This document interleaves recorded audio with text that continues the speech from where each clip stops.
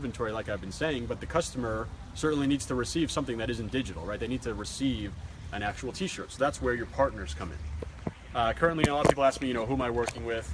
I work with a couple partners. My favorite one right now is easily ThreadMeUp. So you can check them out, threadmeup.com. I have no affiliation with them other than the fact that, I use them a lot. They're great. We'll talk more about what we want to look for in fulfillment partners later. But you want to go out and find a fulfillment partner, and the most important thing that you want is obviously the print on demand, right? They're not going to require any minimum order quantities. If you sell one or you sell 1,000,000, it's all going to be the same setup to you. You have these digital design files. They're basically hooked into your store, and they're also hooked into your fulfillment partner system. And the store and the fulfillment partner, they talk to each other automatically through code. Dan Da Silva, hey man, what's up? Dan's one of my partners on an upcoming course that we're doing. It's going to just definitely crush it out there. March 25th, social ad classroom. So Dan, what's up? So on the fulfillment partner side, right? We need to make sure that we find a fulfillment partner that is going to integrate with our platform. And like I said, Shopify is the most popular platform to do this, and for good reason. First of all, and we'll go into more detail there, but they handle everything in terms of the code and stuff like that. You never need to worry about hosting. And I'll give you an example later on about why that's super important. But with Shopify, you have all these big fulfillment partners, these big printers that hook directly into Shopify through Shopify apps. So this is basically an easy way for your fulfillment partner to hook into your system inside of Shopify. And the benefit of this is, like I said, when an order comes in, it gets sent directly to your fulfillment partner, and then they do printing, they do shipping, they do packing, they get it to your customer, they send them the tracking information, right? They give everything, or they take care of everything that you need in order to actually get the product to the customer. So when it boils down to, when you have a good fulfillment partner, your job is simply to get the sale. All you need to do is get the sale, and then your job's pretty much done. After the sale, your fulfillment partners come in, and they go and print the shirt, package the shirt, ship the shirt, provide the tracking information to the customer on your behalf. Super powerful stuff. Larry Jones, the site that I'm using in terms of fulfillment is ThreadMeUp. And like I said, they just simply integrate with Shopify. So Shopify and ThreadMeUp is a really powerful combination. Like I said, every week I do a webinar in terms of going start to finish. And it takes about 90 minutes to have everything hooked in, have the site designed, all that great stuff. Very, very, very easy to do. So I just want to get my Facebook stream back up here. Bear with me, guys. We're kind of going up and down. I think I'm on the inside Wi-Fi. So if you want to just take that off for a while and go crazy with it. It should be living room. I think that's what it is. So we're going to get the Facebook set up there. We'll be back in a little bit. Yeah, I'm glad you guys are still good. following around. Again, my name is Justin Seener. I'm here at Tai Lopez house in beautiful Beverly Hills. We're talking about how to sell millions of dollars of t-shirts without ever holding a single piece of inventory. Unbelievably powerful stuff, really revolutionizing the apparel industry. So I'll take some questions if you guys. Howie Stoffberg, ThreadMeUp is the fulfillment company that I'm working with. Richard, I think that's what you're looking for.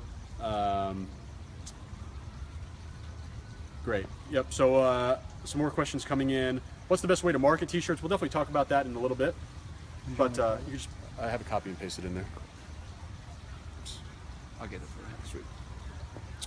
So yeah, marketing on Facebook is by far the most powerful way to sell your t-shirts, and I'll tell you why at the end. But it's just a simple concept. Marketing in general, right? You want to match your product to your customer, and there are tons and tons and tons, literally 1 billion plus customers on Facebook. So we're going to be able to find our match somewhere in there. Damien, I'm glad this is inspiring you for sure. That definitely motivates me. So I love hearing that kind of feedback. Guys, thanks for coming back with me on Facebook. We're up and down here, but thanks for joining in. So next up, after finding your fulfillment partners, obviously you need to add product to the store. And it's super simple to do this, especially if you're using a fulfillment partner like ThreadMeUp, for example. When you upload your design, right, and again, we're talking about our inventory is just a digital design file. As soon as we upload that into our system, our fulfillment partner also helps us out. Again, if you have a good fulfillment partner, they're going to automatically produce the mock-ups that you need to put them in your store. The actual images of the design file on a shirt, on a model, on a hoodie, on a t-shirt, on a tank top, all the different styles that your fulfillment partner will offer, that you want to offer in your store. A good fulfillment partner does that automatically for you. So when I upload the design into the ThreadMeUp system, it basically spits back out into my store mock-ups for all the different colors, all the different styles, of the shirt or hoodie or whatever apparel piece I'm selling with my design on it. Couldn't be simpler, right? So again, having a good fulfillment partner is really an extension of your company. And I'll tell you a story later on about how a bad fulfillment company completely killed one of my t-shirt stores. So don't think of these just as people that you're basically paying to get your shirts printed. You need to think about these people as legitimate business partners. These guys are a definite extension of your brand. So if you don't pick a good partner, you're going to be setting yourself up for failure. So great, we have product in the store, and this comes into that question about marketing, right? Next thing we need to do is we need to drive people to our site. Alino T-Rex, you can find me on any of the social networks, Justin Siener, @JustinSiener. I'll post up some other information in a little bit once we start digging in and I start writing up on here. So Alex Kennedy, how do you market on Facebook? We're going to talk about it in a second. But again, you just remember the basic marketing principles, right? You have a product, you have customers, you simply need to make the right match. And Facebook makes it unbelievably easy to do that. Let's see what we got going on. Any questions here on Facebook? Hey, Corey, how's it going, man? Corey's coaching student. Nice to have you in here. So, okay, we're going to drive traffic, right? And paid traffic is the easiest to start. And, like I said, we could do that on Facebook. We could do that on Instagram. We could do it on Google. Any of the paid networks, paid ad networks is going to be great. Anytime we can, really have laser targeted interest targeting, and Facebook is built for that, right? We're going in every day and we're liking pages, we're commenting on pages, we're building all of the information that us marketers kind of go and tap into, right? So you go and you might like a couple different cat pages. I have a big cat store. I'm going and targeting you, the person that likes these cat pages, because again, I'm trying to match my customer with my product. And if I have a cat related product, I'm simply trying to match it up with people who like cats. So, pretty simple there, and it doesn't take a lot. I'm starting with $5 ads. I teach everyone to start with $5 ads. So we're not talking about thousands and thousands of dollars in, in ad costs. No, we don't need that. $5 to start. Tai always talks about small tests. That's exactly what we want to do here. Just small tests. It doesn't take a lot of money to figure out if a t-shirt works or not, right? We're going to get sales in the first couple of days or not, and we're either going to continue advertising or we're not. It's simple as that, right? And remember the idea that your digital design files are your inventory. So if a shirt doesn't work, right, you try some small tests on the ads and the shirt doesn't work, who cares? You throw away the design. You're not throwing away inventory because you didn't get anything printed anyway. You just simply move on to the next one. So I know a lot of guys are asking for fulfillment partners. Let me write that down. So there are a couple different fulfillment partners out there, but the one that I use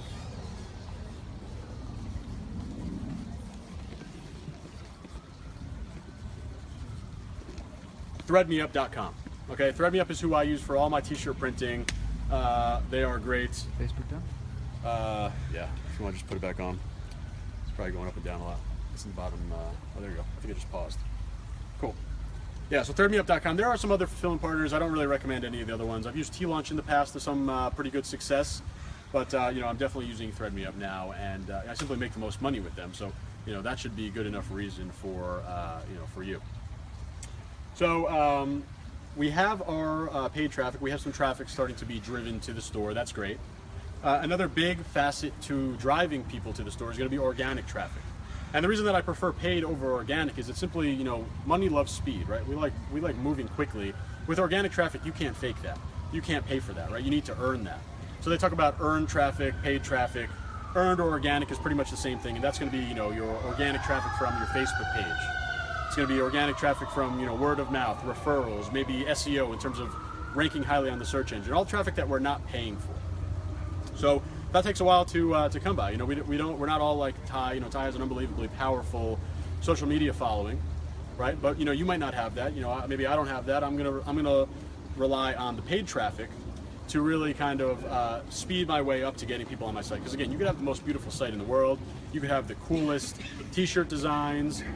You could have everything, looking pretty.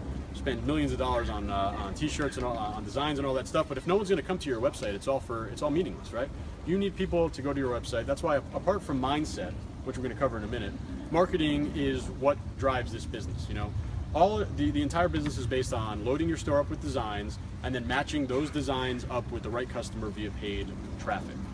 So we're going to get into that in a little bit in terms of more in depth. But yeah, Super, super powerful stuff. So remember, organic is going to come later. Don't focus on it. And remember, money loves speed. You know, we don't want to wait for all these things. Going back to that first example of platforms and Shopify, right? We don't want to have to wait 2, 3, 4 months to get some developer to create some custom website. We don't need that. All we need to do is simply go with what's existing and move fast. You know, there's that, you know, cliche saying, imperfect action is better than inaction. Well, it's totally true, right? To use another cliche, right? Analysis paralysis. Analysis paralysis, you know, you might be sitting there reading, and you could read and learn and, you know, buy, you know, tons and tons of courses and stuff like that. And not to say it's not a great investment. You know, I learned a lot of the stuff I did by buying lots of courses. But you need to take action, right? You need to just jump in and go. And, you know, if you fail a little bit, that's fine. Fail on the fly, right? Rather than sit there and read forever and do all that stuff, you know, you want to take action. In conjunction with buying those courses. And, you know, a great example is Tai's Accelerator program. When you combine action with a really well thought out program, then you're really setting yourself up for success. So that's when people talk about investing in yourself, right? When you invest in yourself, you need to go, and once you take that information, you need to go and you know, actually perform that action. Go and actually do it, right? So organic traffic, we were talking about, that will come later. And last but not least, actually least, because it's the least fun part of this business, is customer service and you know, daily operations. So you know, a good fulfillment partner makes this incredibly easy for you. So think about the traditional customer service complaints that you might get. You know, where's my product? How do I track it? How long until I receive it? Did you ship it? All of those questions, the post-sale questions, they all get answered by your fulfillment partner, right? So once you make the sale, you're pretty much done. So a good fulfillment partner, again, ThreadMeUp, when it hooks into Shopify, it's updating the customer along the way, telling that the customer, okay, your product is printing, your product has shipped, here's the tracking number, here's the link to track the package, right? That saves me as a store owner, that saves a ton of time. So sure, I'm going to be doing reporting and scaling up and down my ads and stuff like that, but the customer service really goes, you know, in terms of volume, it goes down a lot when you have that good fulfillment partner. So again, this is why it's so important to have that good fulfillment partner. Lindsay Moore, nice to see you here. I know you're crushing it over there on Teaspoon too, so that's cool. So yeah, that's how it works, right? That's kind of just overall. The main takeaways here, obviously, is the print-on-demand side of things. So when you know, if you thought that you wanted to start a t-shirt store and you're waiting to save a little bit of money to invest in that first print run of shirts, forget it. You don't need that. All you need is a digital design file to get started. So now I'm going to talk about the most important pillar of the t-shirt business. And it's not marketing, it's not design, it's mindset, right? Mindset, for any entrepreneurial venture, mindset is by far the most important thing in any business.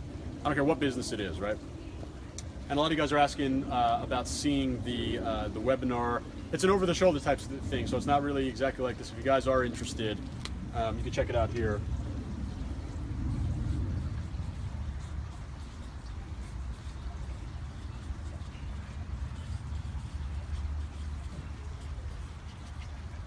So it's just shirts.justinscener.com. So check that out if you want to see the actual live over-the-shoulder webinar. We are doing that on Friday of this week, I believe. We do it every week, so definitely something that you want to check out. And you can see just how easy it is, especially when you use Shopify, when you use ThreadMeUp. You know, it's super easy, like 90 minutes to 2 hours, and we have a site live ready to start accepting sales.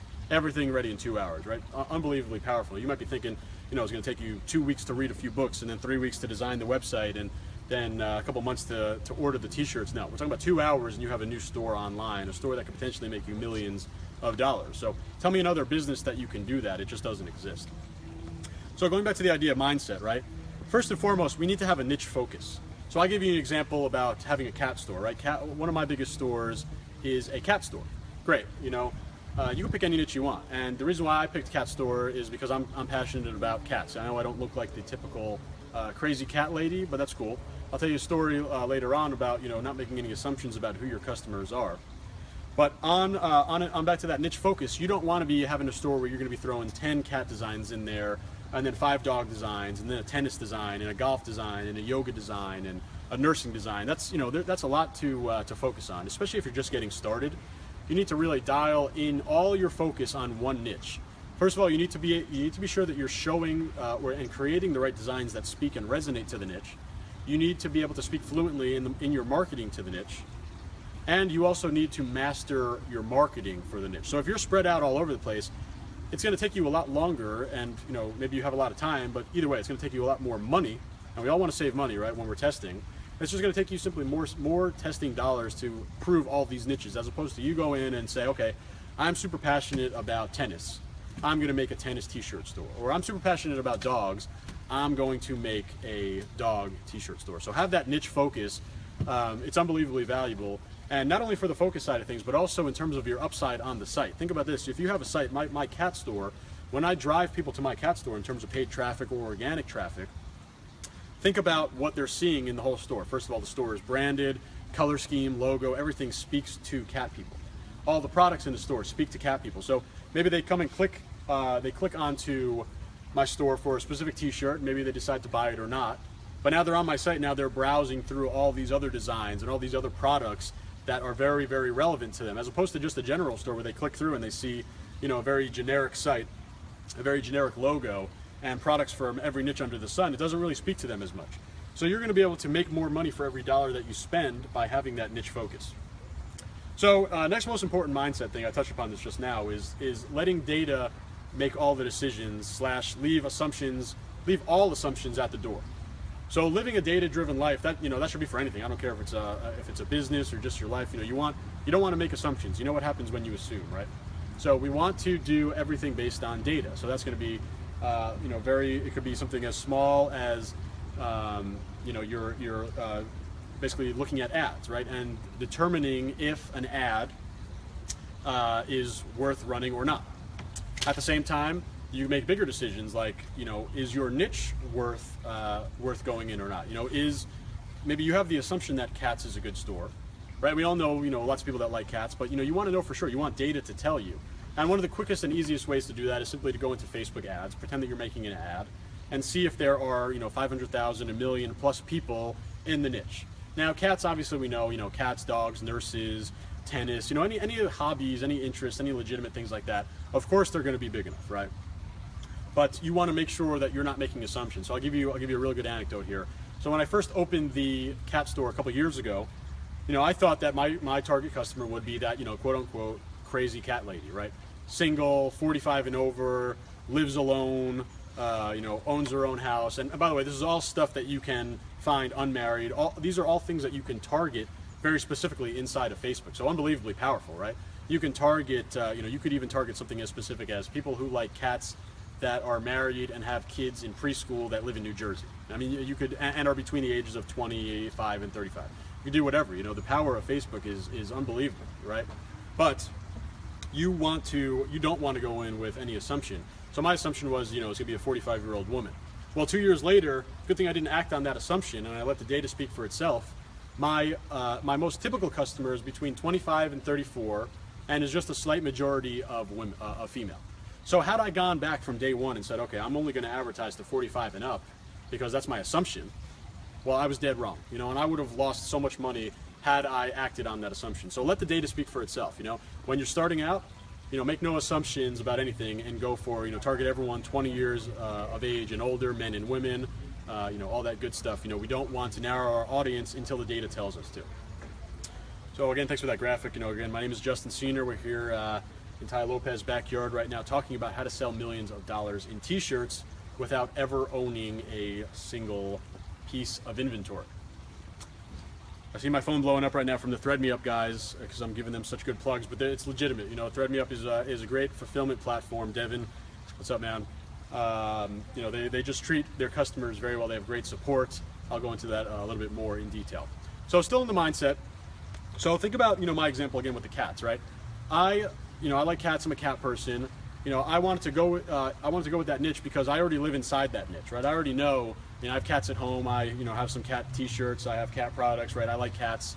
I live inside the niche. Now let's say you want to pick a niche that you don't exactly have. Hey Jacob, I'm glad that you're happy to see me back here. So going back to the idea, right, of living inside your niche. Maybe you don't have something that you're super passionate about. You're going to want to make sure before you even go and start designing t-shirts or design your store, you want to spend a couple hours in Google and figure out everything that you can about your niche. So maybe you want to start selling t-shirts to hikers, and maybe you're not a hey Rick, I'm glad you signed up for that webinar. Cool. Maybe you're not a hiker. Maybe you don't like hiking, maybe you know nothing about hiking. And there's some niches that I'm in where I'm not super passionate about it. But all you need to do is go and live inside Google for a little bit. Find different stores, find the sites, go to Wikipedia, read everything. You don't need to become an expert, and you won't become an expert in a couple of hours. It's not going to happen. But at least you will kind of have a sense of knowing the themes in the niche. And that's super important, because remember, we're trying to sell to these people. We need to walk the walk, we need to talk the talk, we need to be fluent in the language of our niche, whether it's cats or tennis or golf or whatever interest you want to go after. You need to be able to speak fluently to your customers. So spend a couple hours inside Google, click around. It's definitely an art, not a science. You just want to kind of see what's out there, what kind of overlapping themes you could find, and you're going to use that to build your site, design your logo, design your t-shirts, and craft your marketing messaging. Nate Cox, what's up, man? Nice to talk to you. Some good questions about design and copyright specifically. I'll touch on that real quick before we get into the next point. In the t-shirt space, people are going to copy your design. It's going to happen. There's no doubt about it. I woke up one morning, I had a great design that was working. It was copied over in my niche and also 30 other niches. And I lost probably thousands of dollars in revenue off that. It sucks, but I'll tell you, there's not much you can do, right? So there's the idea of first use protection. So if you're the first to create a design, then technically you can enforce that as pretty much an unwritten copyright. But enforce is a really relative word. How are you going to enforce someone to take down the design? So basically what you need to do is send cease and desists, or send DMCAs, which are Digital Millennium Copyright Act notices, basically telling them that they need to stop infringing on your design. So copyrights and trademarks, honestly, they're not going to do you much good if you can't enforce them. So simply when I find a design, I kind of write it, or a design that gets copied, I kind of write it off as part of doing business in this industry. So one more thing in the mindset, and this is the idea of the MVP, otherwise known as the minimally viable product. And this is the idea, going back to imperfect action is better than inaction, right? You don't need to have the coolest website in the world, and you don't need to have thousands of t-shirt designs in your store, and you don't need to have, models wearing your shirts and have cool lifestyle imagery and, professionally produced Hollywood style videos. You don't need any of that, You need to get to a point where you have a minimally viable product, and this comes from the lean startup methodology from Eric Rice. All you need is enough to move to the next step. So I like to call it, learn to learn, right? You need to learn what you need to move to the next step, and then you go and actually take action, do that, get to the next step, and then go learn to get to the next step. You don't need to learn everything in the business to get started. That's just a waste of time. Obviously there is more than 2 hours worth of content in terms of the entire t-shirt business. But on Friday when we go start to finish, we're going to leave out a lot of important things. We're not going to talk about customer service, which is super important. Right? We're not going to talk about Instagram advertising, which works really well. We're not going to talk about SEO, which certainly works. Those are important parts of the business, but you don't need them to get started. And I want you to focus on getting started. Do everything you can to get started. That's super important. I don't want you to be stuck in analysis paralysis and just constantly learning, constantly reading. Like I said, it's valuable. You need to invest in yourself, but if you never take action on what you invest, then what's the point? Right? So combine something like Tai's Accelerator program with some nonstop, unbelievably motivated action, and you're setting yourself up for success. So that's the mindset pillar of the t-shirt business. Remember, niche focus, leaving all assumptions at the door, living inside the niche, and having that MVP, that minimally viable product. So I'll take some questions right now in between as we're going to move into the next pillar, which is design. So I'll take some design questions. So how could I find a good designer? That's a great question. And there are a couple different places that you're going to want to find a designer. The easiest place to find, just because there's the most of them, would be Upwork.com. So Upwork.com, it's basically a place where freelancers congregate, right? Freelancers come and they want to come in and basically accept jobs, freelance gigs, jobs, whatever you want to call them. So not full-time, we're talking about, on a job-to-job basis. And, you don't want to be working with an agency because they're just going to nickel and dime you to death, right? You want to find a freelancer that you're going to be able to get t-shirts made on a flat rate basis. That's super important. So, you would go to Upwork, that's a great place to find it. Believe it or not, Craigslist is a really good place to find, especially if you want to work with someone local to you. That's powerful. Right, working with someone local, you could even have them come over or sit next to them for a while and make sure that you guys are on the same page, because that is the challenge with the designer. You want to make sure that you're on the same page with your designer. And it takes some time to do that. It took me a while. It took me probably 10 or 15 different designers until I've stuck with the one that I have now.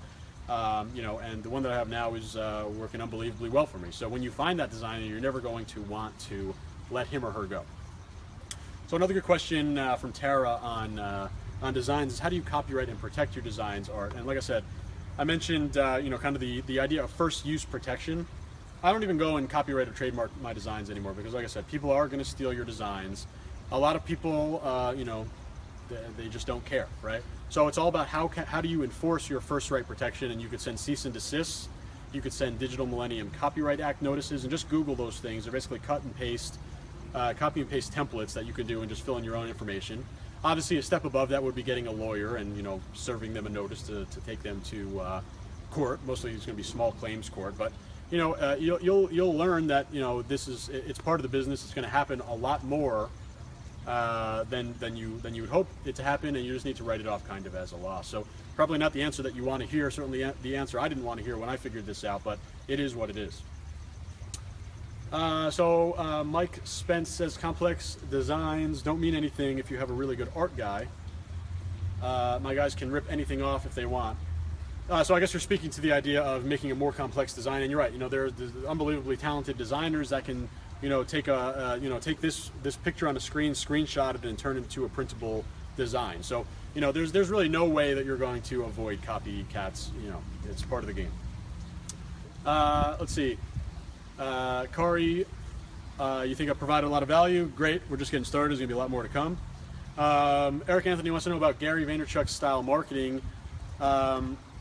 Gary Vaynerchuk has an advantage because he has a huge following, right? You might only have 10 or 12 friends on Snapchat. That's not going to equate to any meaningful sales in your t-shirt business. So, you're never going to get away from the idea of paid advertising. The cool thing about the t-shirt business, especially when you have these print-on-demand partners, right, where you're not having any inventory, this is almost automatically a cash flow positive business. So when you start making sales, the money's coming in, your fulfillment partners charge you after you already get a sale. So you've already collected your money. Right, so it's an unbelievably powerful business. Again, there's not many businesses like this where there's pretty much no investment, and you can start collecting cash the first night. Let's see, roughly how much do you think it would cost to get started and get your feet wet? Definitely not $3,000 to $4,000. I'd say maybe $300 to $400. We're not talking about thousands of dollars at all. We do not need that. We don't need thousands of dollars in investment. We need a couple hundred. That's it.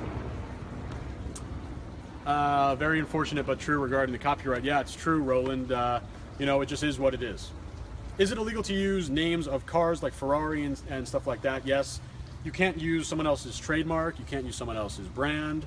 You can't do that, right? Like, they built their brand, and you want, if you want to hook into them, you're going to need to acquire licensing from them, and that's not something that is really necessary at this early stage, right? Plenty of generic niches. Like I said, cats is a great one. Any job title, any hobby, most of the time that stuff is not going to be trademarked, right? And we're not talking about like NFL football. Obviously, that could be a hobby of someone, but that's trademark stuff. We're talking about, tennis. That's generic, right? We're not talking about putting Andre Agassi's face on a shirt, but there's no reason we couldn't put a tennis racket on there, right? Joel Michael wants to know what's the best print-on-demand site. Right here, threadmeup.com. A couple other options out there, but you're simply going to make the most money with them. What's the website for the shirt webinar? The link right under ThreadMeUp, shirts.justinsenior.com. I know a couple of you guys have already signed up. That's great. I'll see you on Friday. We're going to go start to finish in terms of building a store, and you're going to watch me over the shoulder, not holding anything back. You're going to see just how easy it is to get started. Edgar, what type of material do you think? That's a great question, and the only answer I can give you is it's personal preference to your store. Maybe you want to go American Apparel and have that super nice soft shirt, that nice fitting shirt, like a shirt that I'm wearing right now. Or you might want to go with a Gildan shirt, a Fruit of the Loom, one of those heavier, kind of more, that type of shirt that you might wear to the gym. The determination is personal preference in conjunction with margins. So the better shirt, the American Apparel shirt, the canvas shirt, they're going to cost you a little bit more to get printed. The Gildan shirt, the Fruit of the Loom shirt, those are going to be a little bit cheaper. So there's a sliding scale there. You want to increase your quality, you're going to decrease your margin. You want to increase your margin, you're going to decrease your quality. And there's a sweet spot in there of finding what your customer wants. And you're not going to know until you start kind of testing But there's absolutely no reason why you wouldn't find a style that's going to work with a site like ThreadMeUp, right? They have tons and tons and tons of styles, not just t-shirts, any piece of apparel, right? You want to do sweatpants, they're going to be rolling that out soon, so it's all great. Let's see, do I record my webinars? No, I don't record anything because I just give away too much gold in there. So I do it once a week. This week it's on Friday, shirts.justinscener.com. But no, there will definitely not be a recording.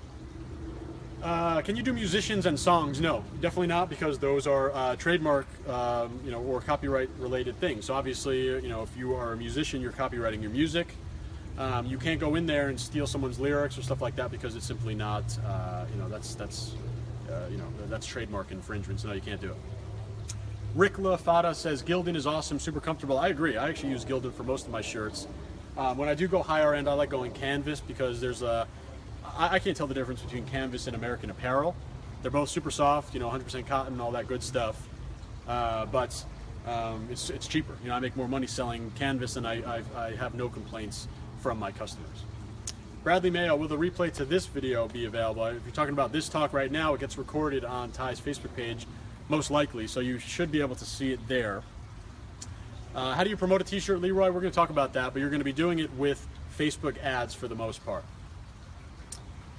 Let's see what else. What time Friday? Sean Bora. Just check out shirts.justinscener.com. It's going to be 12 o'clock Pacific time. So we're just about 48 hours away from that. And like I said, it's going to be the best 2 hours of your day, because you're going to see start to finish how we have a store go live. Cool, thanks guys. So I got some other good questions. How much do you pay for design? Great question from 1015167. Interesting name. You're going to be looking at between $35 and $100 for a t-shirt design. So anything more than that, it's really just going to be a little bit too much money. On the lower end, if you're thinking about going to Fiverr.com, let me stop you right now. No one's going to buy your shirt, right? It's never going to happen, because you need to have something, and we'll talk about design we'll talk about this in a second in terms of design. But people have to wear the shirt, right? If they're not going to, you need to ask yourself the question when you get the design back from your designer: is this something that I would be proud to wear? If not, then you don't want to promote it. Let's see what else. What about subscription model in the t-shirt business? That's a great question, and not to give away too much, but there's something that we're working on right here with the t-shirt subscription model. So more to come. But it's a great business. I know a couple people that are crushing it down in Florida that have a nice t-shirt subscription model. Obviously, anything on the continuity side is super powerful, because that money just keeps coming in every month. Let's see. Will I do a replay on the webinar? Nope. Mike, there's not going to be any replay. Does ThreadMeUp do custom labeling? They will. They don't do it right now, but I'll tell you, it's one of those things, we're talking about MVP, minimally viable product. That's not important at this point. You don't need custom labeling. And guess what? I don't custom label my shirts. Why do I not custom label it? My brand is on my website, not on the tag of my shirt. Who's seeing the tag of your shirt? Just the person who already bought your shirt. So, I don't see the real necessity in there. That's kind of a nice to have, but it's going to hurt your margins, and it's going to slow you down. Get started. No, like I said, Friday's webinar will not be recorded. I'll never record that. I do it once a week, but I'm not going to record it, because I give away so much gold in there that I would lose all value myself. You guys would just go and start teaching everything yourself, right? If I were to record it. So no, it's not exactly the case, but no, there's not going to be any recording. Let's see. I know this is not on topic, but have you ever heard about OneCoin? No, I have never heard of that. Let me know what it is. Band Boy, no, I can't dab on him for you, man. Sorry, I'm not Cam. I do like Cam Newton though. How do you source your motivational quotes for t-shirts? I wish I had a camera over there. We have some dabbing in the background, but not on screen. So how do you source your motivational quotes for tees? Quotes are kind of a gray area in terms of are they copyright infringement or not. But if you were going to go down that route and answer the question of is it infringing or not, you could just go with any famous quote that you think would resonate with your buyer. So again, matching customer to product. So if you are if you have a product for a motivational quote, maybe something about entrepreneurship, then you would want to target entrepreneurs and business owners, stuff like that. How do you feel about royalties to the designers? Sean, that's a great question. I'm actually going to talk about that in a little bit. So good questions, guys. Yeah, March Friday the 11th, right. Who makes the shirts? ThreadMeUp makes the shirts. They print the shirts, they also fulfill the shirts, and they get them to the customers. Cool, so now we're going to go into the next pillar of the t-shirt business, and that is design, right? So the design, like I said from the forefront, the inventory of your store is not physical t-shirts, it's digital design files. So, you know, what do we need to focus on with design? Well, we need to make sure that the design is wearable, right? You need to ask yourself that question, you know, would I be embarrassed to wear this out somewhere? You know, and you need to put yourself in your customer's shoes. Maybe you don't like the niche that you're in terms of having your own passion, which, you know, I definitely recommend starting with something you are passionate about. But let's say, you know, you put yourself in the customer's shoes and you know, you have a shirt that you got back from Fiverr, paid $5 for it, the design is super ugly, and you say, no, you know, I wouldn't wear this shirt, then why would anyone else pay for it, right? No one's going to pay for a shirt that you think is not good enough, you know, to wear yourself. So that's the kind of first threshold that you need to think about in terms of design, right? You need to make sure that the design is of good enough quality that people are going to buy it. And remember, you know, designs are your inventory. So I have, you know, back, you know, in my store, I have thousands of design files. Now they may not all be up in the, in my store at once, but they're ready to go. And I'm launching 10, 15, 20 products every week. And it's so easy to do that in 2016 in the t-shirt world, right? We don't need to order 10 or 15 or 20 sets of shirts. All we need is 10, 15, 20 design files. Super easy. If you guys aren't following me with the design files, you know, it's kind of a, you know, a concept that you really need to see. But, you know, it's a file, and a lot of people are asking you, how do you make the design files? Well, I don't make them, I'd have a designer make them, but they're making them in something like Adobe Photoshop or Adobe Illustrator, you know, those legitimate graphic design programs. So, how do you get a design? You know, we talked about it. We talked about, you know, finding a freelancer to create your design. So we could do Upwork.com, we could do Craigslist, go to Google and type in graphic design forums, and you'll find a lot of message boards where freelancers just kind of wait around for people to give them or offer them work. So very easy to find. What you want to work out with them is a flat rate agreement. You don't want to be paying hourly. You want to obviously have a good rapport with your designer. You want to pay them fairly. You want to give them consistent work. And on the other end, you want them to be consistent with you. Every month, every week, they should be giving you designs, every 5 days or whatever it is. If you don't want to pay to have a designer create your design, then you have two other options. One, you could design it yourself. And if you're not a good designer, then remember the idea about design. It has to be of a certain level to where someone's going to take out their credit card and actually purchase it and be proud about the idea that people, or proud about the idea that they're going to wear it and show it off, right? So if you're not a designer, don't even waste your time. It's just going to be a waste of time and money to go and try to design something yourself if you don't have that artistic sense. So that leads us to the third thing, and someone actually just mentioned it, paying royalties. Basically what you do is license existing artwork from other artists. And not a lot of people are doing this. Randy says he's a legit illustrator. That's cool. I bet you're probably one of the only people in here that are. So you might be well suited to design your own. I'm certainly not. So I pay for my designs, like I said. I go to Upwork, or I pay my freelance designer. You might also want to basically consign existing artwork. And there are tons and tons of talented artists, you know, ranging of all ages, all walks of life, all locations on the internet, right? You see it all the time, you know, awesome things that you see getting shared on Facebook, cool illustrations, drawings, Photoshop works, whatever. There's some really, really, really talented people out there. And the artwork already exists. So wouldn't it be cool for these people who are just kind of promoting their stuff for the sake of showing it off? You can go to them and say, listen, your design is so good, I know I could sell it. Let me give you 10% of my sales or 5% of my sales, whatever, you know, negotiate a number. I think 5 to 10%, maybe 15% on the higher end would be fair.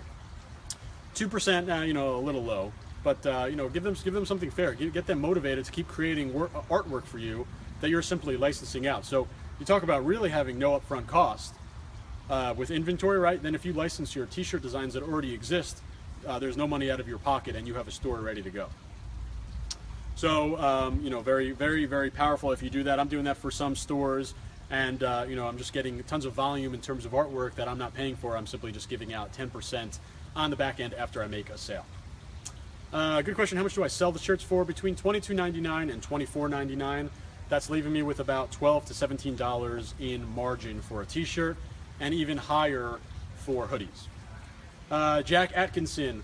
What time? You know, shirts.justincena.com. You need to sign up and get a seat before Friday at 12 p.m. Pacific time. That's when it starts. how do I register my design business from Hugo? That's something that you'd want to speak to, an attorney about, or someone that's, well versed about starting, maybe an accountant or an attorney, someone like that. When are you speaking on Friday? 12 o'clock Pacific. Here's the link. Okay, so we're talking about designs, right? We talked about how to get a design. Now let's talk a little bit about design theory. And this is less important for you, more important for your designer. And any good designer is going to understand this off the bat. But you need to have your designer, and if they don't understand, you might want to look for someone else. But you need to design for screen printing processes. So that's going to be, whether it's screen printing or direct to garment, it's two different t-shirt printing styles. And they both look pretty much the same. You're not going to be able to tell for the most part. Even me, I can't really tell the difference between a good DTG shirt and a good screen print shirt. But what you want to have is your design built for these printing processes. So the idea with maximizing your margin, we talked about picking the type of quality of the shirt to maximize your margin. Also, what you put on the shirt will determine the margin of your shirt. So let's say you have a 1-color design. That's going to be cheaper than getting a 5-color design printed. Right, so there's little tricks of the trade that your designer should be doing in order to leverage the background color of the t-shirt to make it look like it's a multiple color print. So let's give just a basic example. I wish I had a good shirt here, but you guys have seen Tai wearing, there's awesome Good Life brand shirts, right? And you see, basically, if you were to see the design file that creates that shirt, it's just a 1-color design with white text, right? We got a model coming on right now. I'm going to use the shirt as a model. There you go. Look at that. He should be in New York Fashion Week next year. We got to get Kanye over here and get his next model. It's great posing too. He's got some experience. But you can see here, right? We have 1-color print. You see the gray kind of coming through in the shirt in the background, right? And you see down here in the book, kind of it looks like the pages are gray, right? That's super powerful to do. We're only printing 1 color. Thank you very much. We're only doing. Let's give a round of applause for our model, right? We're only printing 1 color. Help me out, man. And yeah, we're only printing 1 color, so we're making it appear like we have 2 colors using the shirt's background color, but we're only paying for 1 color ink. So you're going to maximize your margins. You're still going to have a really cool design, but you're not going to pay for that extra color print. So very, very, very powerful. Owen Moon says you have the shirt that I'm wearing. Who do you mean me? You have my shirt. That's pretty cool. So yeah, design theory. Design for screen print. Use transparencies. Use backgrounds. Mike Spence. Mike, I can't see your profile image, but I think I've seen you in some of the t-shirt groups before. Let me know if that's true or not, like t-shirt bomb and stuff.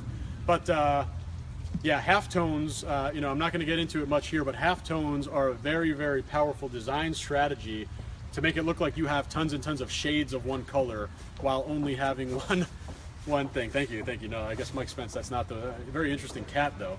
Really nice, but different Mike. Either way, yeah, halftones, you guys should Google that if you're designers yourself. You should definitely be using halftones for your designs. What kind of paint should I use so the paint does not fade away when washing clothing from Marcin? I wouldn't be worried about that. You don't need to print them yourself. Just have someone else worry about that, right? The t-shirt printing companies, that's their job, right? They are, they're experts at printing t-shirts. That's their business. So let them worry about it. There's special inks that will work with special materials, so it's not going to be the same ink. What you're calling paint is really ink.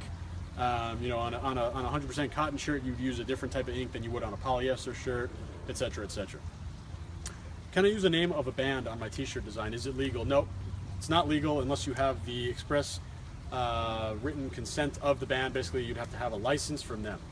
So no. Richard, okay, very great comment. So we're still in the design side of things, talking about design theory. And, remember, less colors equals better margin. And another thing also, you could have 2-sided designs, right? A lot of people want to have a 2-sided design shirt. You're going to kill your margin there. I have very, very few 2-sided designs because that always, I don't care what printing process it is, screen printing or DTG, direct to garment, they're still going to need to have someone sitting there and manually flipping over the shirt in the print process. So anytime you involve more manual labor, they're going to charge you. Thread Me Up, even though they're actually one of the cheapest in terms of 2-sided, but it's still going to cost you an extra $4 just to have the back print. So not worth it. Kill your margin. For the most part, you're going to want to have just a 1-sided design. So remember, 1-sided, as little colors that get printed as possible. that's what's going to maximize your margin and make you the most money. That's what we're in the business to do, right? Selling shirts is fun, but we're doing it to make money. Last but not least, in terms of design theory, keep your eyes open, right? We just had our beautiful model come up here and show you a t-shirt. You go to the gym and you see 50 t-shirts. You go to the mall, see 10,000 t-shirts, right? Keep your eyes open. Now this is your business, right?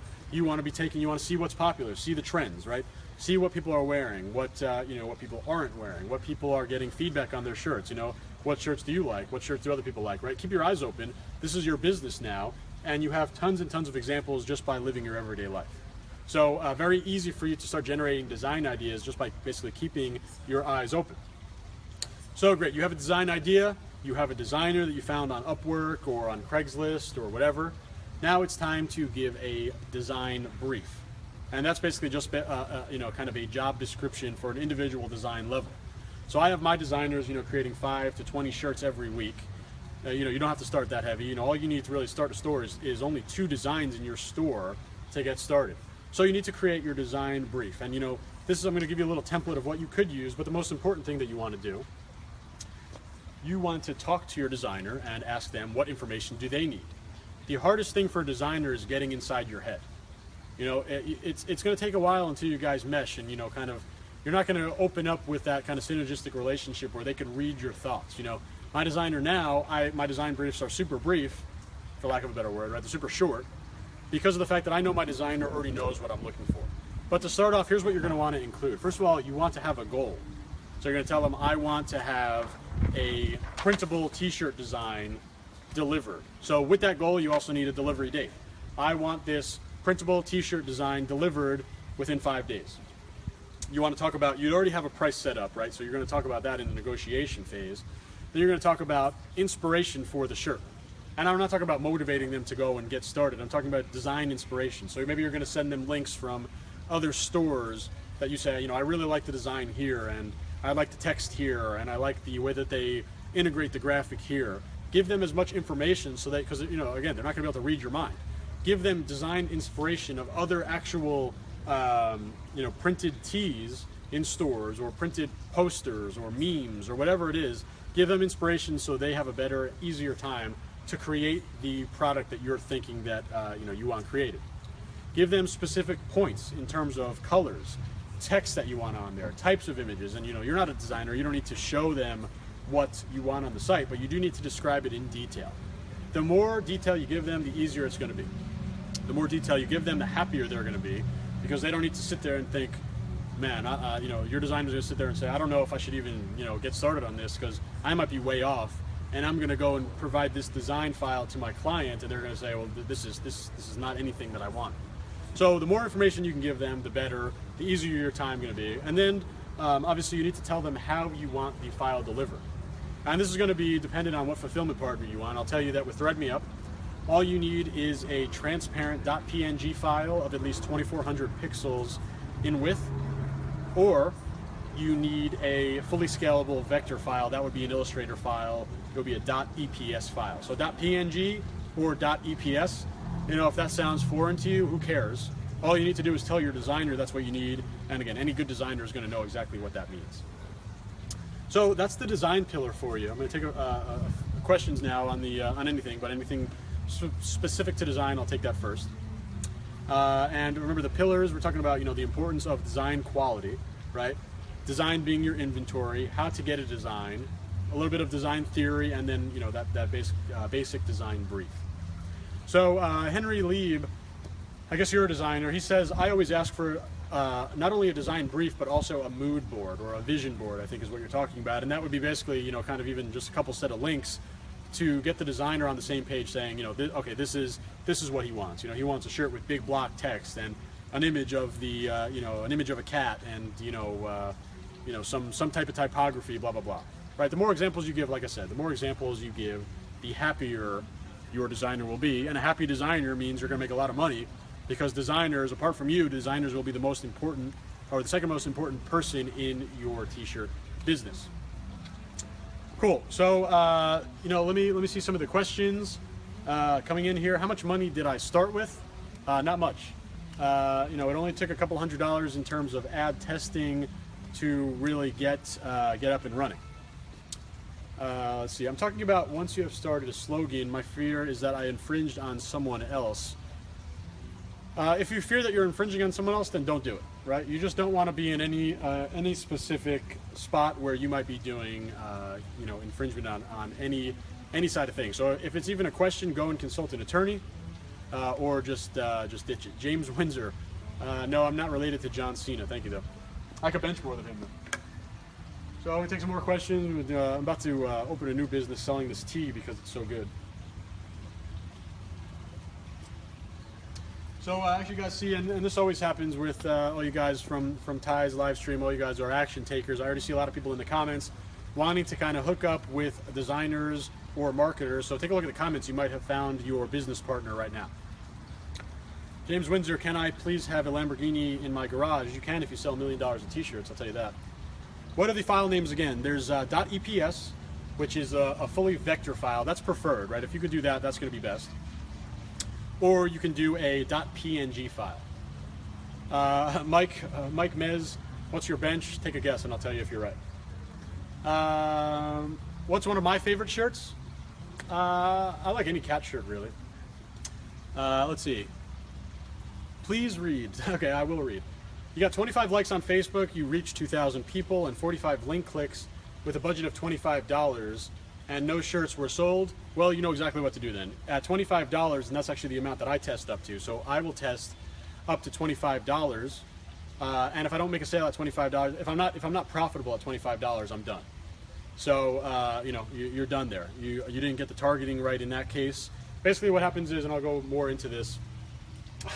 Marcine, I do. I promise you, I do. If you're seeing a lot of engagement on your ad, and 25 likes is not a lot of engagement, but if you're seeing hundreds or thousands of likes and no sales, basically what that tells me is you've got the targeting right, but you do not have the product right. So your product is not a match. So just go back. You could even use the same targeting again. Just try again with a different product. Mike, I think you might have watched the last stream because that's exactly right. Yes, Jason Bowater, on a good day, my max is 125. I would love to be able to get up to 135, but I'm just not able to. No, Mike called it 415 on the 1 rep max. Anyone in here that could do more, I'd like to see it. So when should we abandon the design? Daniel, after $25 of testing is when I abandon the design. I'm not here to stick around for $50, $100, $200 on a testing budget. To me, designs are infinite, right? Designs are easy. All it takes is an idea and a designer, and you can create 40 designs in a day. But what is definitely finite is the amount of ways that you can target your customer on Facebook. So there's only so many ways that I can target cat lovers. Only so many ways I can target, tennis lovers, whatever it is, right? That's going to run out. Products will never run out. So ditch the product earlier, and you don't want to just basically, keep putting good money after bad. Good question. What challenges did you have when scaling from 2 to 20 per week? I didn't have any challenge in terms of scaling the design. It's just a matter of time. The big challenge is scaling your budget, and that's probably, I always tell all my students that sign up, Joshua Tatum, dude, you outbenched me. That's impressive. 455, good job. Going back to the challenge is scaling. And everyone who signs up for my coaching program, I tell you that just in the one video that I give them on the scaling, that's worth 10x what they paid. Because I have so many students that were stuck at $200, $300, $400 a day in sales, and you might think that's great, and it is. It's impressive to be able to have your own store and sell a couple $100s a day. But imagine if you can get to $2,000, $3,000, $4,000 a day. Scaling your budgets, that's the real challenge of this business. Not scaling your designs. Very easy to simply add more product to your store. It's no big deal. It's scaling the designs which is important. So thank you. So let's see. Take a few more questions. Is there a website to check if it's a trademark? You could check with the, it's called the USPTO, it's the US Patent and Trademark Office. Let's see, go eat some cheeseburgers, Randy. Season 10 is coming out, Andrew Knapp. I definitely understand that joke. And I'm looking forward to Season 10. I would have loved to do some Trailer Park Boys t-shirts. Unfortunately, they're trademarked, of course. So let's see, what is the easiest way to get your design trademarked? You would just simply apply for a trademark or copyright with the U.S. Patent and Trademark Office. Would you recommend 99 Designs as opposed to Upwork, Fiverr, or Craigslist? I definitely recommend 99 Designs. I've actually, one of the designers that I work with right now consistently, I poached from 99 Designs. And I say poached because it's way too expensive to hire someone on 99 Designs. So what you need to do is find people on 99 Designs and then do a little bit of Googling to find their contact information and then reach out to them there. There's a question about PSDs or JPGs, JPEG files. Neither of those will work. PSDs are not vector files. .PNGs are not either, but they will work for most printers. So it's .PNG or .EPS. Let's see. Are you building your brand outside of Shopify, further developing it into more than just t-shirts? Well, that's the advantage. Remember, I talked about niche focus, and you can make your advertising dollars work more. I have other products as well. You know, I have some jewelry items, I have some utility items in terms of things that people would actually use on a day-to-day basis. Corey Owen says pings are vectors only in Adobe Fireworks. You're right, and they're not even true. They're not even true vector files anyway. Mike Spence just posted a pretty cool image of a shirt that he's selling, Irish Pride. That's a good idea in terms of design. Take advantage of current events. So St. Patrick's Day is coming up. Everyone wants to get rowdy and wear their cool Irish-related shirt when they get hammered at the bar. Take advantage of those people, and you can sell shirts to them pretty easily. Louis, you're welcome. How do you know when you don't subscribe to any social media from Sarit? I'm not exactly sure what you mean. So I can't understand what Shopify is for. Please elaborate. Well, Shopify is the platform of your store. So ThreadMeUp is the printing company, and they hook into Shopify via an app. But Shopify is the platform for your store. So www.mystore.com is powered by Shopify. Your shopping cart is powered by Shopify. Your payment processor is powered by Shopify. So, you know, it's super important to understand that. Shopify is going to be your home base. It's going to be your dashboard. It's going to be where you see all your stats in terms of you know, people visiting your site, how many pieces you've sold, how much your revenue is, what your conversion rate is, all that other stuff.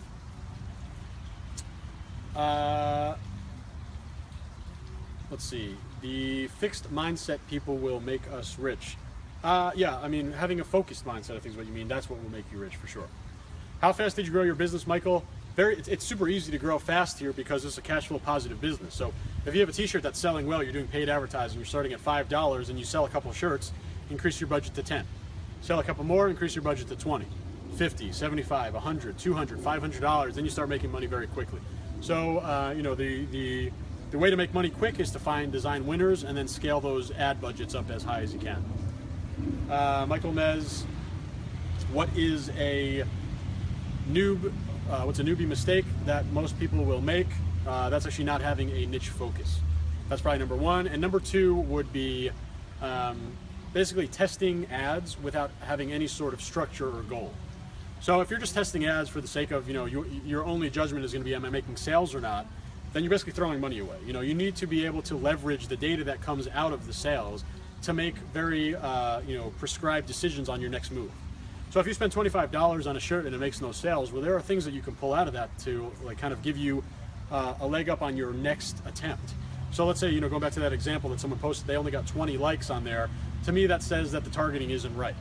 But let's say you have, you know, 1,000 likes, you didn't make any sales.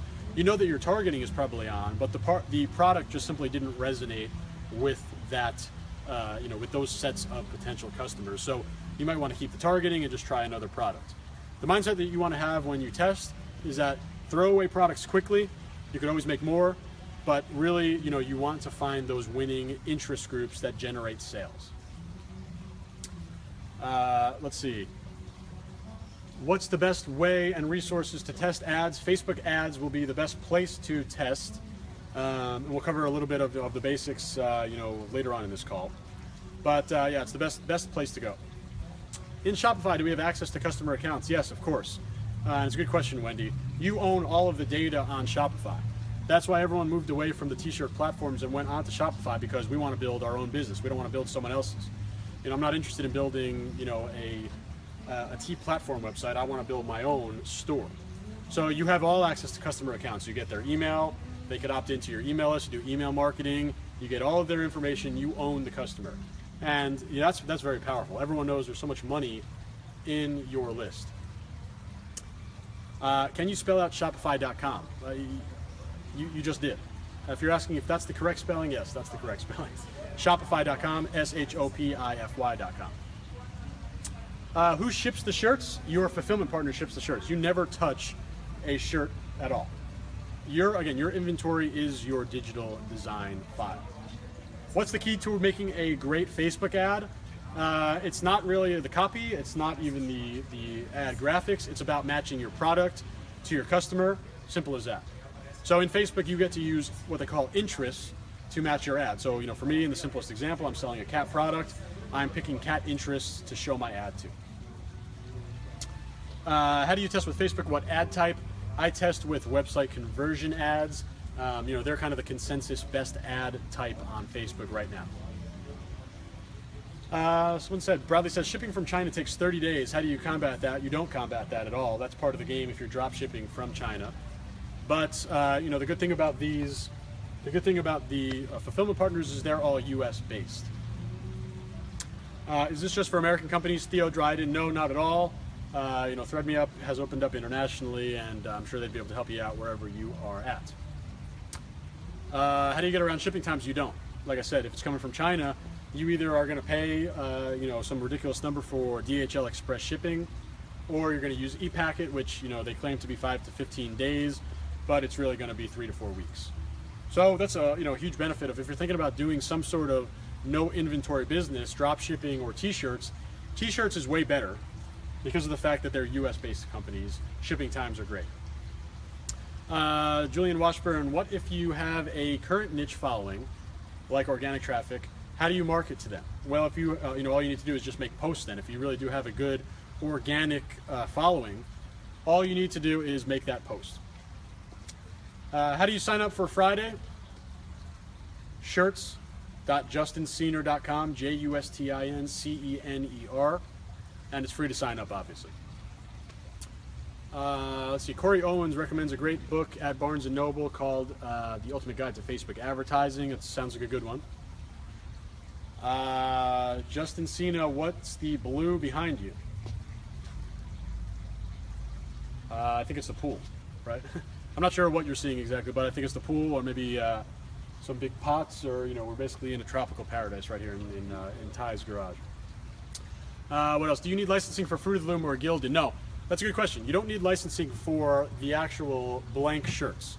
So the t-shirt providers, they are, Blue Book, sorry, the Productivity Project. There you go, great book, highly recommend it. On the Fruit of the Loom or Gildan, you don't need licensing to use their shirts. You just simply need to buy them. And basically you buy them, or you don't even need to buy them, your fulfillment partners have those in stock. So no, you don't need licensing. It's a good question, but you could use any blank shirt. That really isn't about licensing. At what point do you have to go and get business licensing, like an LLC or an S Corp, something like that? You should want to protect your assets, so you should want to do that immediately. How many online stores do I have? I have 6 t-shirt stores going right now, and I always hope to find more. Is that guy Mexican? No. Good question, though, I guess. Good questions, guys. Keep them coming.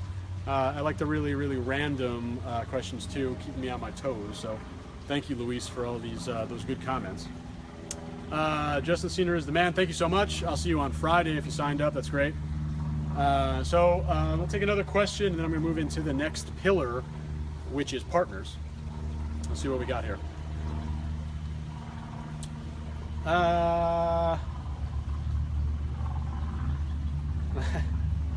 Some funny ones out there.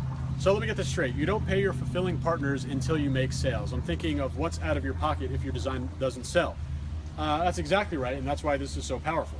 So the only thing out of pocket is the cost to run your Shopify store, between $29 and $79 a month, and then the cost to get designs created, between $35 and $100 per design. That's it. So if you don't pay your fulfilling partners until you make the sale, because they have nothing to do until you have someone who ordered a shirt, because that's when they come in and print the shirt and ship it to them. So this is, out of all the businesses in the world, this has got to be one of the lowest in terms of barrier of entry, in terms of cost. So hopefully that answers your question. That's really the whole power of print on demand. So moving on, our next section is all about partners.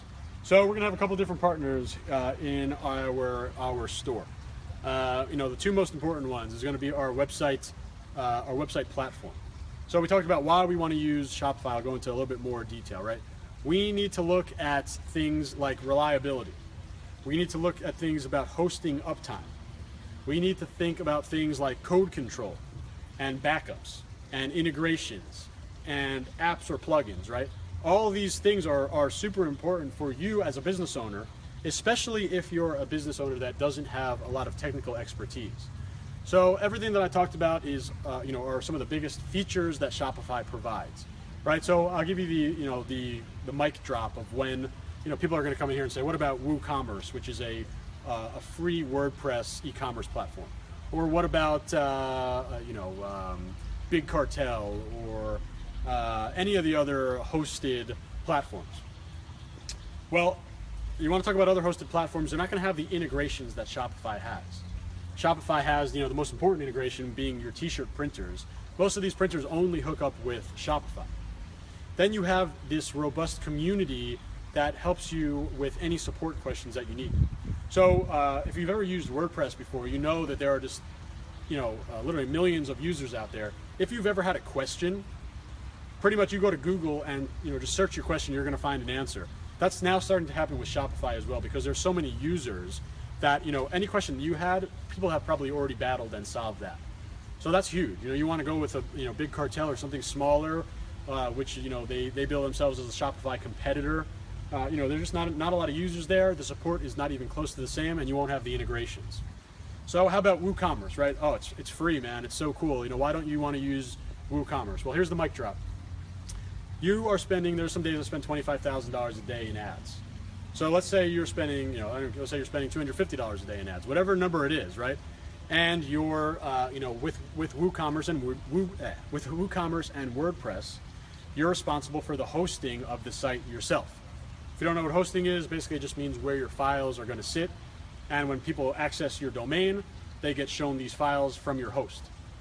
Now, with WordPress, the hosting is your responsibility. With Shopify, they offer world-class hosting included. So first of all, price-wise, to get the type of server that Shopify has, you're going to be paying way more than the $79 a month that you pay for Shopify.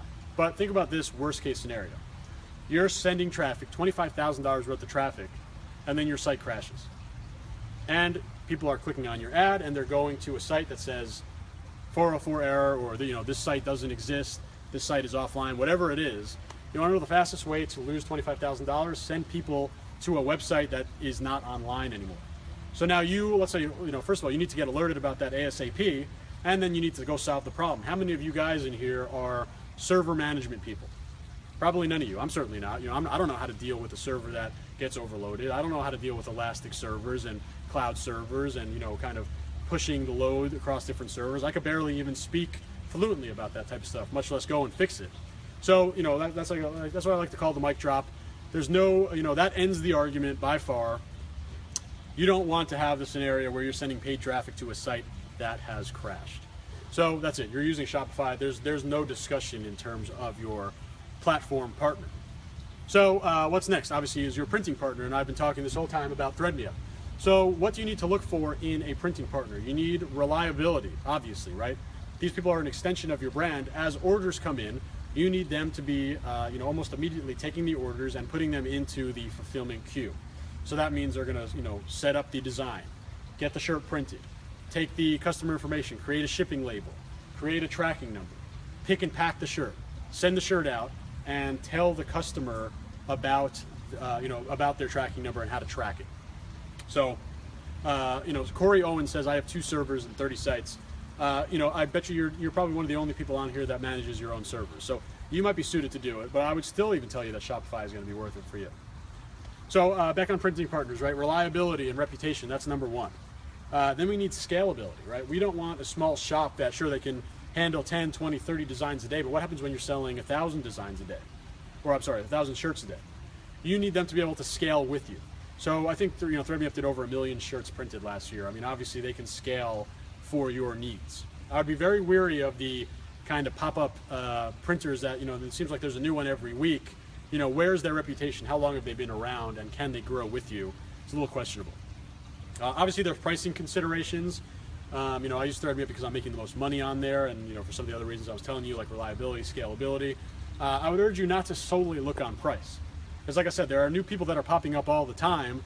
Sure, they're going to go, and there's a race to the bottom right now in terms of pricing, but do they have the reliability? Do they have the scalability, right? Do they have a product catalog that is robust? That's another big thing.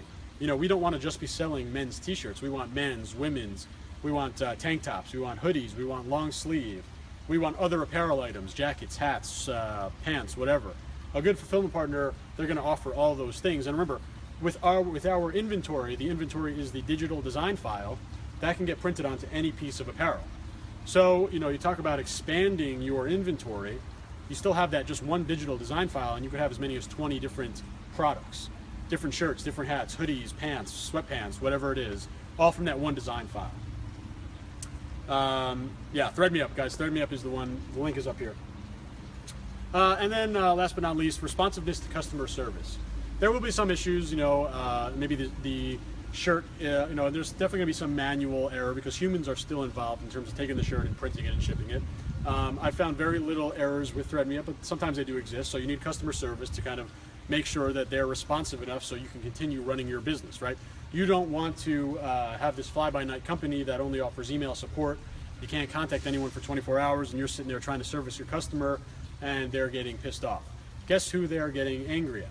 Not your fulfillment company. They don't even know that that exists. They're getting angry at your site. So I'll give you an anecdote about why fulfillment partners are so important. One of my first stores that I opened, I picked the wrong fulfillment partner. They talked a big game about how they have so many printers and blah, blah, blah. 4, 5, 6, 7 weeks after the order comes, I'm looking at the dashboard and things are still not printed. Customers are, you know, understandably very upset. And I had to refund everyone and shut down my store. Lost a lot of money on ads and lost the store. I could not recover from the negative reviews. So if you think that printing partners, the only thing that matters is price, you're going down the wrong road. So Thread Me Up is, you know, definitely the option that you want to go for. Let's see, how do you do quality check for your merchandise? Your fulfillment partners should definitely have a QA team that's going to make sure that your shirts are printed correctly. How much profit do I need to make it count? I'm not sure what you mean, Ernest. So, you know, the two biggest partners, right? We have platform partner, Shopify, printing partner, or printing / fulfillment partner, Thread Me Up. That's all you need to have a store. You know, that's it.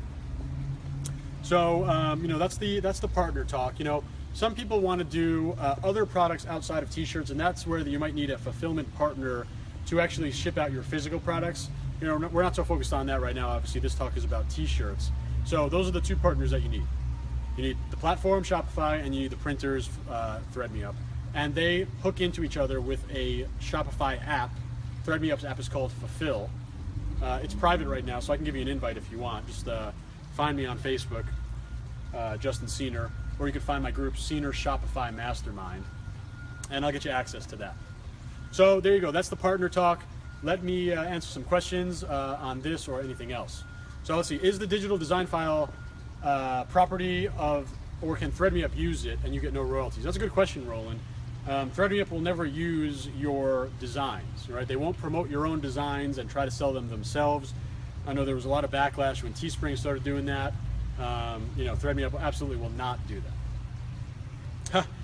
Zach W, I agree with you, man. It's not too expensive. You make a lot of money on volume as well.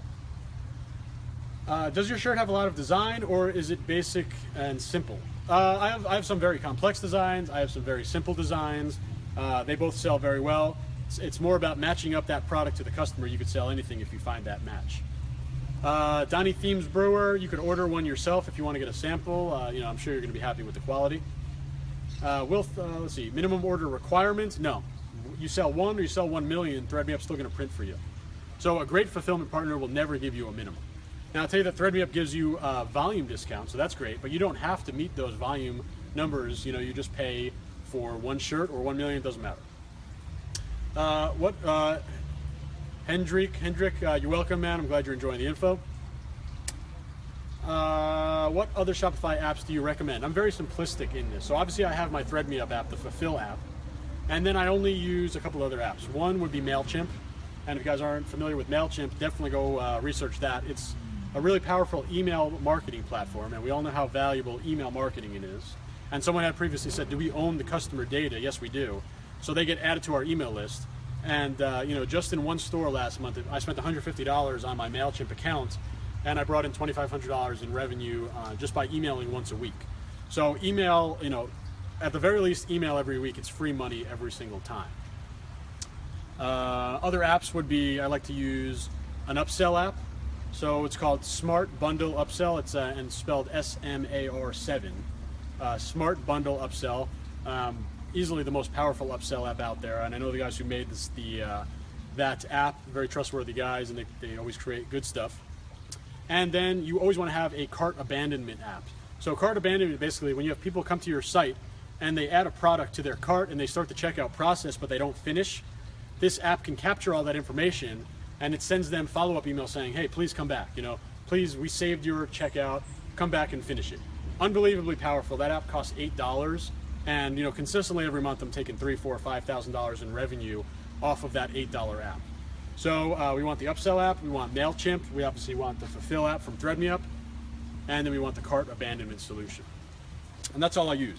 You don't need to go crazy with apps. A lot of those things are nice to haves. Remember the idea of MVP, minimally viable product. You don't need to have every bell and whistle on your site to start making sales. Add those later on. Focus on getting your store up. How do you scale your business? Is it just adding more designs or what? Good question. You scale your business two ways. Obviously, you always want to be scaling in terms of adding new products. That should be, you should develop a product launch calendar.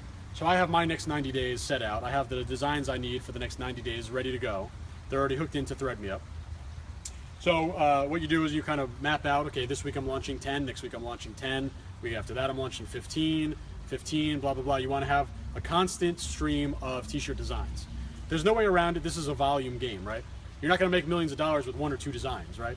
You could scale a one or two design t-shirt. We're about to have a moderately special guest. You might enjoy him. Yeah, you want to scale your t-shirt budgets. That's how you take it.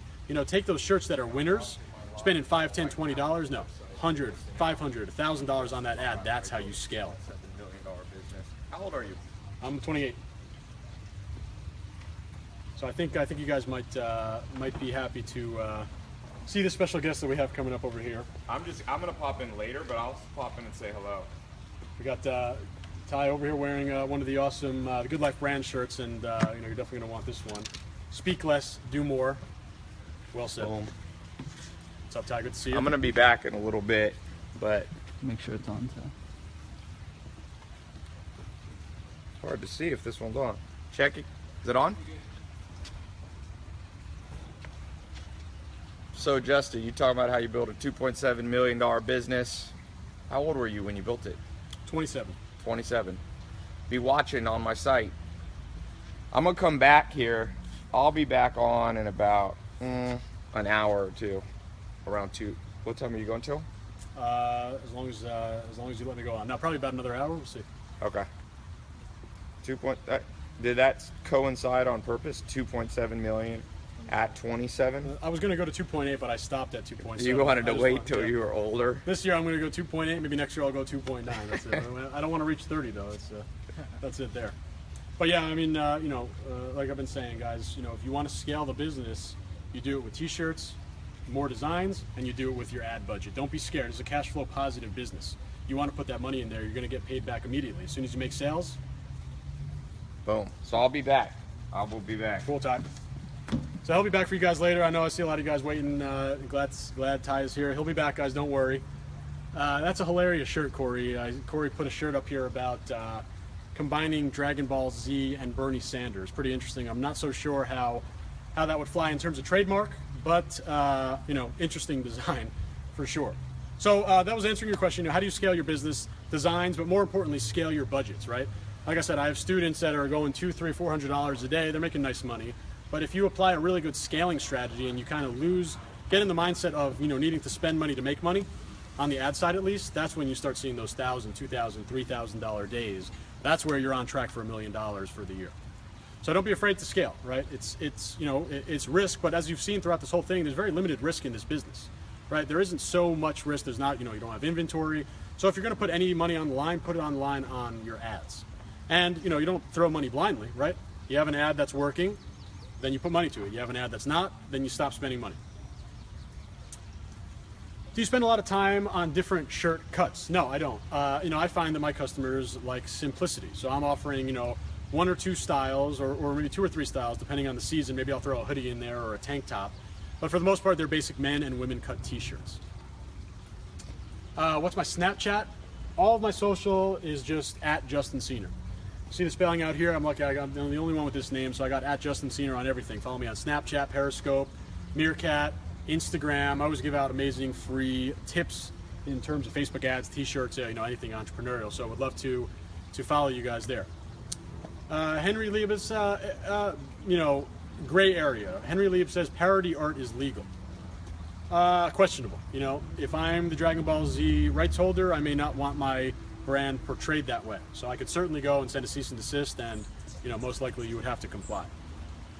Lamont Matthews, a great point. Doesn't matter what age, it's never too late. And I agree, I don't think, in the entrepreneurial space, 27 isn't young or old, it doesn't matter, right? If you have the energy and the motivation to build a business, I don't care if you're 99 years old, go and do it, right? Tai tells you that all the time. Age is not important, it's the amount of effort that you put in.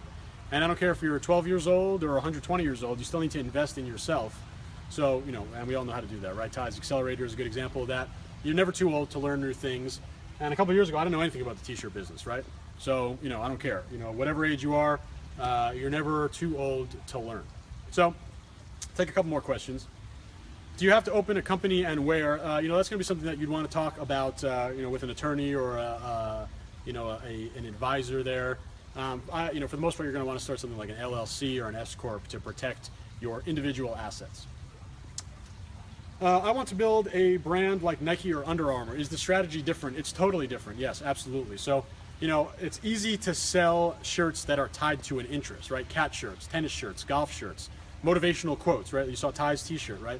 It's easy to sell those types of shirts. The kind of just nice quality shirts like an Under Armour or a Nike, sure, they're great quality, they're huge brands, but they're not necessarily best suited for Facebook ads. You can't really lean on interests like you could with hobby-specific t-shirt brands. So you certainly can build a brand like Under Armour or Nike, but it's going to be a little bit more challenging. You may not find Facebook to be your best medium to do that. So keep the questions coming, guys. A lot of great questions. Do my best to answer all of them. Matthew Imgrund, what's the importance of pixels? It's a great question. If you guys don't know what he's talking about, he means conversion pixels, and that has to do with Facebook ads. I'd love to show you right now, not something I could show you without kind of doing over the shoulder. So make sure you sign up, shirts.justinsener.com. Friday at 12, we're doing a live over the shoulder, setting up everything, including showing how to install the Pixel. And the Pixel, it's code-based, something that a lot of people are scared of. It takes 2 minutes to install. Don't be intimidated by it. Join my call. I walk you through it, literally 2 minutes, and we're done. So very easy. John Strong, Accelerator member. That's great that you're a part of this. Great that you took action. Obviously, you see how powerful the Accelerator program is. He's saying he became obsessed with learning and starting his business based on his own talents and interests. That's great. So he's cashing in on his passion. That's unbelievably powerful. What did I do before selling t-shirts? I did a startup. If you guys know what Groupon.com is, I did a sports ticket version of that, and I sold it in 2013 to one of my competitors. So I've been doing e-commerce since 2011. Before that, I did some website design, freelance, SEO, stuff like that. So Zane Ross, he's a designer, and he wants people to message him if they'd like to work together. And I'd also like to know if you can watch the Friday live talk. If you can't make it, unfortunately, there's not going to be any replays because, like I said, I give out too many gold nuggets in there. But I do it once a week. Darcy Lawson, yes, this has to do with online stores because we're going to be driving online paid traffic.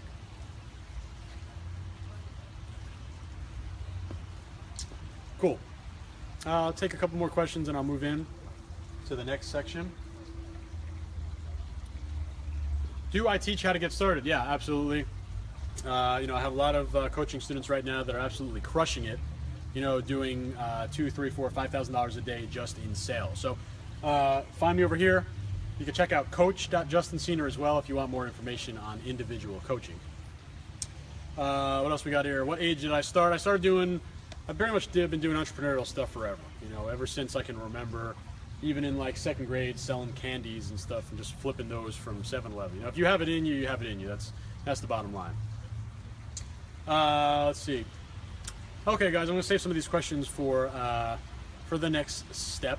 Alan KS, or Alan Kansas, I guess, good job. I'm glad you took action. He already signed up for Shopify and for Thread Me Up just in the, hour and a half that we've been doing this call. So great job. Definitely come on Friday over here. Come on Friday, watch that live over-the-shoulder webinar, and then you'll be good to go. You can make sales Friday night. Is advertising expensive on Facebook? No, it's not. It only takes $5 to start. Mike, yeah, it's free if you're talking about this talk.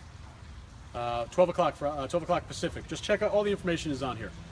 It's not expensive at all to do Facebook, because you can start with any budget you want. I start with $5, and you're only going to increase your budget when you have sales. So if you're putting more money into it, it's only for good reason, right? And again, it's a cash flow positive business. So the more money you put in, the more money you should be taking out.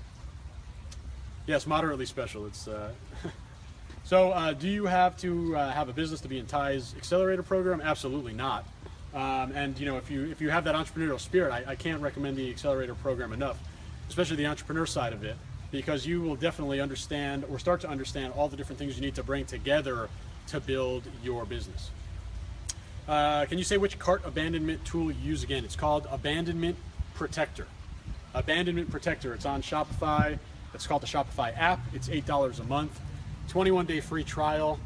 You're going to make your money 100 times over with that app as soon as you start making sales. So it's great. If I join your call, is there a way to rewatch the material? Unfortunately not, Dylan Baxter, but I do it once a week, so you can just keep catching it every week. It's free. Let's see. Do you have stores in different niches? I have 6 stores right now in 6 different niches. I'm testing new niches every week. I'd love to have 600 stores if I could, right? Niche stores are super valuable. So yeah, the more the better. Cool, so a lot of other good questions, guys. Appreciate it. I'm gonna get to some more. Keep posting them in. But I'm gonna move on to the next pillar of the t-shirt business. Remember, we did mindset, we did design, we did partners, and now we're at arguably the most important part, and that is marketing. So I think mindset is the most important, but next would definitely be marketing. So, remember the entire idea. You could have the nicest website in the world. You could have created the next Apple.com, and you could have the Zach Schmidt. My favorite sports team is the Jaguars. I wanted to throw that out there because I'm probably the only Jaguars fan on this call. We just got a couple big free agent signings. Anyway, with that related topic in mind, on the marketing side, right? If you don't drive people to your site, you could have the coolest website, coolest products, it'll all be for nothing because no one will ever see your product. Don't think that you're going to be able to post a link on your Facebook profile and now all your friends are going to come and buy your product. You're going to tell your mom and she's going to print out your website and put it on a refrigerator and be so proud of it. That's all great, but that's not going to equate to any meaningful sales. You need to focus on driving traffic, and there are a couple ways to do that. I already talked about the idea of paid and organic traffic. Now, organic traffic, I'll give you some examples of exactly what organic traffic is, right? So we have organic social media, so your Facebook profile. Maybe you have a Facebook fan page. Maybe you have Instagram. Maybe you have some small email list. You have word of mouth. You have friends. Maybe you have some influencer friends that have a lot of followers. You can get those guys to just post out stuff or post stuff out yourself, and you'll see a small trickle of organic traffic. Now, organic traffic for you might be a completely different story from organic traffic from Tai, right? Tai has a huge following. He's going to be able to leverage that and drive a lot of traffic. And in fact, we're strategizing with that right now, how to best leverage the organic traffic for the t-shirts, right? For the Good Life brand. But, you're not going to have that to start, and that's okay. Organic takes a long time. SEO, search engine optimization, basically the science of ranking higher on the search engines, super powerful. A lot of businesses are built off that, but guess what? It takes months and months and months to see results. If you got a new website, you're talking 6 to 12 months until you even can get on maybe page 1, page 2, if you do it really well, to where you'll start seeing some significant traffic. It's going to take you probably years to get to number 1, number 2, number 3 on your Google search results. So you can't count on building your business from organic traffic. So that leads us to paid traffic.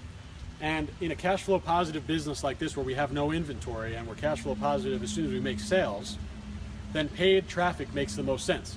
It's as simple as basically thinking money in, money out. So you have no inventory, your only expenses are your ads and running your platform, your Shopify platform, and that's under $100 a month. So you start to do ads, and I'm going to give you an example of each, or some ways to do paid advertising. So number one, like I've been saying, Facebook ads. So the simplest form of that, you have a Facebook fan page. You make a post on your Facebook fan page promoting a t-shirt. So let's say I have a t-shirt that says, a store that says, I love cats. Or I'm sorry, a fan page that says, I love cats. I go in there and I make a post. I say, if you love cats, you got to get the shirt. I say, click